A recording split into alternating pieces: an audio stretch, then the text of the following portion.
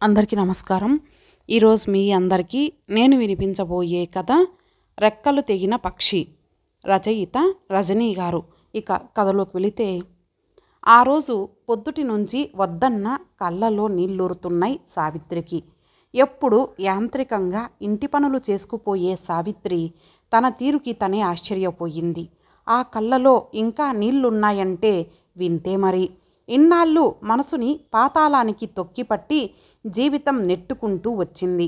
కానీ కన్నపేగు విషయానికి వచ్చేసరికి సర్దుకోలేకపోతోంది. రామారావు వాళ్ళకి వెంటనే ఉత్తరం రాసి పడేస్తున్నాను, వచ్చే వారంలో తాంబూలాలు పుచ్చేసుకుంటే సగం పనులైనట్టే అన్నాడు స్వగతంలాగా. వడ్డిస్తున్న భార్య 16 ఏండ్ల కూతురు రాజీ ఇద్దరూ ఆ మాటలు విన్నారు. వాళ్ళ అభిప్రాయమేమీ అక్కర్లేదు రామారావుకి. కానీ మొదటిసారిగా భర్త నిర్ణయంపై నోరు విప్పింది సావిత్రి.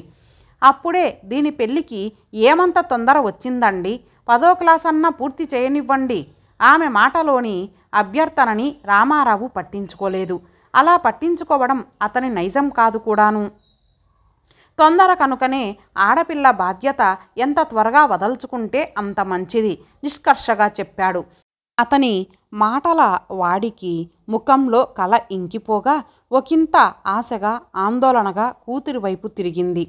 నువ్వేమంటావే రాజీ, మీ నాన్నగారు ఈ వేసవి కాలంలో నీ పెళ్లి చేసేయాలంటున్నారు. అలా అయితే నీ చదువు ఆగిపోతుంది. ఇంకా ఏదో అనబోయింది. అంతా నాన్నగారి ఇష్టమమ్మా, నాకేం తెలియదు అనేసి తన గదిలోకి హడావిడిగా వెళ్ళిపోయింది రాజీ.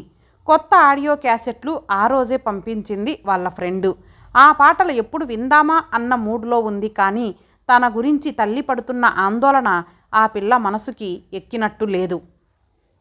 నిరాశతో కూరుకుపోతూ సావిత్రి టేబుల్పై ఉన్న గిన్నెలు తిరిగి వంటింట్లో పెట్టే పనిలో పడింది. తీరికగా కిళ్ళీ నములుతూ హాల్లో టీవీ ముందు కూర్చున్నాడు రామారావు. గదిలో రాజీ పాటల మత్తులో మునిగి ఏవో లోకాలలో విహరిస్తోంది. నిజంగానే రాజీకి పెళ్ళంటే ఒక నిశ్చితమైన అభిప్రాయం ఏదీ లేదు. ఆ వయసుకి ఆ పిల్ల తల్లి తండ్రితో కలిసి 4-5 పెళ్ళిళ్ళకి వెళ్ళింది. పెళ్ళంటే పూలు, పట్టుచీరలు, చుట్టుపక్కల పలకరింపులు, విందులు తప్ప లోతుగా ఎప్పుడు ఆమె ఆలోచించలేదు. అప్పుడప్పుడు చూసే సినిమాలు ఆ పిల్ల మనసులో భర్త అంటే ఏవో మధుర భావనలు ఏర్పరిచాయి. అందుకే తండ్రి హఠాత్తుగా పెళ్లి నిర్ణయించినా ఆమె ఏమీ బెంబేలు పడిపోవడం లేదు. పైగా కించిత్తు కూడా విచారం లేదు. ఆటపాటలతో, స్నేహితుల సరదాలతో పూలనావల సాగుతోంది ఆమె జీవితం. లోకమంతా పచ్చని చలువ పందిరి వేసినట్టు చల్లగా హాయిగా ఉంది. బ్రతుకంటే ఇదేనన్నమాట. నేను చాలా అదృష్టవంతురాలిని. దేనికి లోటులేని కుటుంబంలో పుట్టాను. ఏది కావాలన్నా నాన్నగారు వెంటనే తెచ్చిపెడతారు. అమ్మ దగ్గరుండి కొసరి తినిపిస్తుంది. రేపు పెళ్ళైన తర్వాత భర్త పువ్వులలో పెట్టి చూసుకోడు. అదేదో సినిమాలోలా తీయని తలపులతో రాజీ బుగ్గలు ఎరుపెక్కాయి. పెళ్లి విషయం తండ్రికే పూర్తిగా వదిలివేసి ఆ రాత్రి నిశ్చింతగా నిద్రపోయింది. నిజమే, భర్త అన్న పదానికి రాజీకి అర్థం అంతవరకే తెలుసు. కూతుర్ని చూసి సావిత్రి నిశ్శబ్దంగా నిట్టూర్చింది. ఆ వయసులో తను మాత్రం ఇలాగే ఉంది. తండ్రి చూసిన సంబంధం మారు మాట్లాడకుండా ఒప్పుకుంది. పుట్టింట్లో గారాల మధ్య అన్నావదినల అనురాగ బంధాలలో ఓలలాడి 7 మల్లెలెత్తు రాజకుమారిలా పెరిగింది. తెల్లవారి 1 గంట ఎప్పుడన్నా ఆలస్యంగా నిద్రలేస్తే, నువ్వు లేచి ఇక్కడ ఏం రాజకార్యాలు చక్కబెట్టాలి, పడుకోవమ్మా మరదలా, వదిన సరాగాలతో తిరిగి మంచం మీదకి తోసేది. కాపురానికి వచ్చిన మర్నాడు ఆ రోజులు గుర్తు తెచ్చుకొని నవ్వుతూ మంచం దిగబోయింది. కర్ణ కఠోరంగా వంటింట్లోంచి అత్తగారి గొంతు వినిపించింది.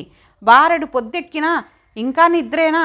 ఇదెక్కడి చోద్యమమ్మా, ఆడపిల్లల్ని ఇలాగేనా పెంచేది? ఆ పుట్టింటారి తీరు ఈమె గారిని చూస్తేనే తెలిసిపోతోంది.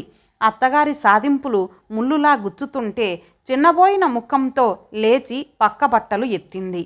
కూరలు నేను తరుక్కుంటా గాని పాచిగుమ్మం అలానే ఉంది, శుభ్రంగా నీళ్లు చల్లి ఊడ్చు. నువ్వు అంట్లు తోమేదెప్పుడు?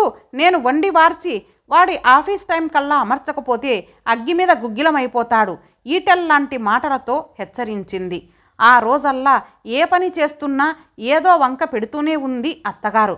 కళ్ళలో నీళ్లు కుక్కుకుంటూ అలవాటు లేక కందిపోయి మంట పెడుతున్న అరచేతుల్ని ఊదుకుంటూ ఆవిడ చెప్పిన పనులన్నీ చేసింది.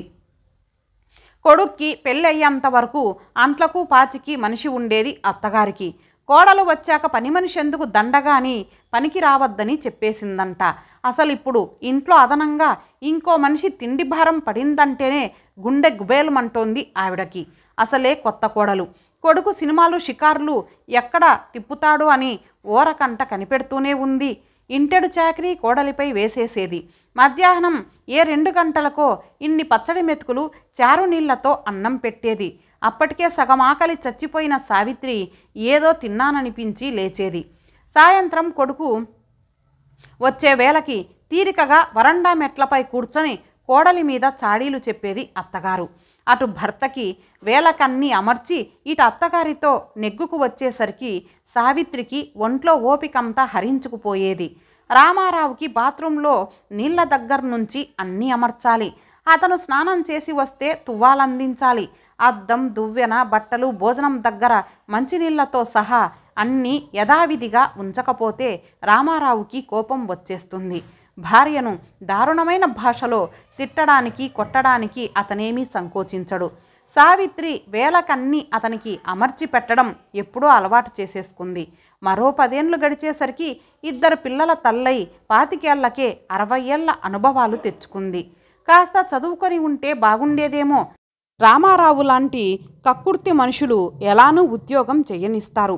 ఇలా ప్రతి పైసకి అతనిపై ఆధారపడటం తప్పేది అని విచారిస్తూ ఉంటుంది అప్పుడప్పుడు. తల్లికి తన చేత నానా చాకరీ చేయించిన రామారావు సావిత్రి తల్లి ఓసారి వైద్యం కోసమని వచ్చి 4 రోజులుంటే ముఖం మార్చుకున్నాడు. ఇల్లు మరీ సత్రంలా అయ్యిందేమిటి? అల్లుడింట్లో ఇన్ని రోజులు ఉండటానికి మీ అమ్మకి సిగ్గేయడం లేదు అనేశాడు. పక్క గదిలో సావిత్రి తల్లి వింటూనే ఉంది. మరో అరగంటకి పెట్టె సర్దుకుంది కూడా. సావిత్రికి చాలా అవమానమనిపించింది. 4 రోజులు అతడు తన తల్లిని భరించలేకపోయాడు. అతని తల్లితో తాను ఇన్నేళ్లుగా ఎలా సర్దుకుపోతూ వస్తోంది? ఆడపిల్ల ఇంటికి రావడం నాదే పొరపాటమ్మా. తల్లి ఎంతగానో బాధపడి వెళ్ళిపోయింది. తల్లిని ఇంట్లో ఉంచుకొని వైద్యం చేయించి పంపించలేని తన అసహాయతకి సావిత్రి ఆ రోజు గుండెలు పగిలేలా ఏడ్చింది. ఎన్ని సంవత్సరాలు ఎంత చాకరీ చేసినా ఇది పరాయి ఇల్లేనా? ఈ ఇంట్లో ఒక పని మనిషిగానేనా తనకి స్థానం? రామారావు నెల మొత్తానికి చాలా జాగ్రత్తగా కాలక్షేపం చేస్తాడు. ఎప్పుడైనా చేతిలో డబ్బులు ఆడితే హోటల్కో సినిమాకో వెళ్ళి ఖర్చు పెడతాడు. భార్య చేతికి ఓ పావలా ఇచ్చినా కూడా 100 ప్రశ్నలు వేస్తాడు. అతని తత్వం గ్రహించిన సావిత్రి ఎంత కష్టంలోనైనా అతనిని డబ్బులు అడగకూడదని ఏనాడో నిర్ణయించుకుంది. ఇల్లు శుభ్రంగా, అందంగా అతనికి నచ్చేలా అలంకరించడం, ఓ మంచి బానిసలా అతను చెప్పిన పనులు తల వంచుకొని చేసుకుపోవడం తప్ప సొంత వ్యక్తిత్వాన్ని సావిత్రి ఏనాడో మరచిపోయింది. కాలక్రమంలో అత్తగారు గతించింది. పిల్లలు హైస్కూల్ చదువులకొచ్చారు. వంటిండ్లు, పెరటి గుమ్మం తప్ప ప్రపంచంతో సంబంధాలు ఎప్పుడో తెగిపోయాయి సావిత్రికి. తోడబుట్టిన వాళ్ళు కూడా ఎవరు ఎక్కడ ఉన్నారో, ఏం చేస్తున్నారో తెలిసే అవకాశం లేదు. భార్య తరపు వాళ్ళకి దూరంగా ఉండాలన్నది రామారావు సిద్ధాంతం. అయితే తన తరపు బంధువుల ఇళ్లలో ఏ శుభకార్యాలు, ఏ తంతులు జరిగినా భార్యను వెంటబెట్టుకొని వెడతాడు. అత్తగారి వైపున అతను తెగదెంపులు చేసుకున్నట్టే ఓ బానిసను అక్కడి నుంచి డబ్బు తీసుకొని మరీ తెచ్చుకున్నాడు. పసుపుతాడు పేరుతో పలుగుతాడు కట్టాడు. ఇక అత్తారితో అవసరం అన్నీ తీరిపోయినట్టే. సావిత్రికి రోజులు యాంత్రికంగా నడిచిపోతున్నాయి. రక్షణ అనే 3 అక్షరాల పేరుతో పురుషుడు స్త్రీ బతుకును ఎంత హీనంగా మార్చాడు. జీవితంలో కేవలం రక్షణ కోసం పెండ్లి అనే ఊబిలో చిక్కి స్త్రీ నరకయాతన అనుభవిస్తోంది. కనిపించని సంఖ్యలు, కళ్ళు దాటని కన్నీళ్లతో ఆమె లోకానికి గృహ సామ్రాజ్యాన్ని ఏలే రాణిగా, మాతృమూర్తిగా అందమైన పదాలతో కనబడుతుంది. కానీ ఇల్లు అనే చెరసాలలో ఆమె ఖైదు అయ్యిందనే నగ్న సత్యం ఎవరికి కావాలి? అనాదిగా స్త్రీ పురుషాహంకార ఇనుప పాదాల క్రింద నలిగిపోతూనే ఉంది. పెండ్లి పేరుతో ఉరితాడు ఎలానూ తప్పదు.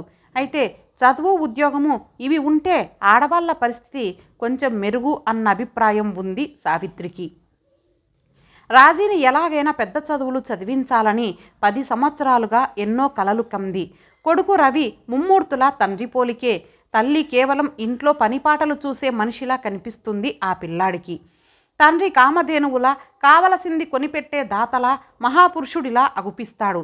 ఈ విషయంలో పిల్లలిద్దరి అభిప్రాయం ఒకటే. అవును, ఏదో వెలిసిపోయిన చీర కట్టుకొని వాళ్ళు వదిలిన ఎంగిలి కంచాలు తీసి తోమడం, వీళ్ళు స్నానం చేసి బాత్రూంలో నిర్లక్ష్యంగా పారేసిన బట్టల్ని శుభ్రంగా ఉతకడం, వారానికి ఓసారి టాయిలెట్ గదులు కడగటం, వేళకి కాఫీ, టిఫిన్, భోజనాలు అమర్చుతూ రోజల్లా గడిపే తాను వీళ్ళ దృష్టిలో పని మనిషిగా, వంట మనిషిగా, చాకలిగా ఉండక మరెలా ఉంటుంది? ఇన్నాళ్ళు ఇలా నడిచింది.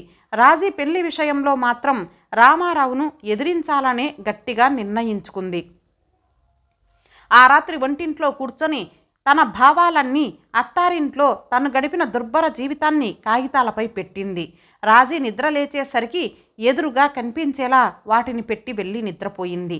ఇది చదివిన తర్వాత కూడా రాజీ తేలికగా తీసిపారేస్తే ఏం చెయ్యాలి అని మర్నాడు ఉదయం తీవ్రంగా ఆలోచిస్తోంది. మరో ప్రక్క అలవాటు ప్రకారం చేతులు చకచకా కాఫీని కలుపుతున్నాయి. 7 గంటలు దాటుతుండగా రాజీ వంటింట్లోకి వచ్చింది. జేవురించి ఉన్న ఆమె ముఖాన్ని చూస్తూనే చాలా వరకు అర్థం చేసుకుంది సావిత్రి. తల్లిని చుట్టేసి ఆమె గుండెల్లో తలదాచుకుంది రాజీ. నాకేమీ తెలియడం లేదు, నువ్వు ఎలా చెబితే అలా చేస్తానమ్మా. నాకు కూడా ఇప్పుడు ఇంకా చదువుకుంటేనే బాగుంటుందని అనిపిస్తోంది మెల్లిగా చెప్పింది. సావిత్రి ఆనందంతో ఉప్పొంగిపోయింది. నేను చెప్పింది చక్కగా గ్రహించావు రాజీ. నువ్వు కూడా నాలా తొందరపడి రెక్కలు తెగిన పక్షివి కావద్దు అని మనసులో దీవించింది.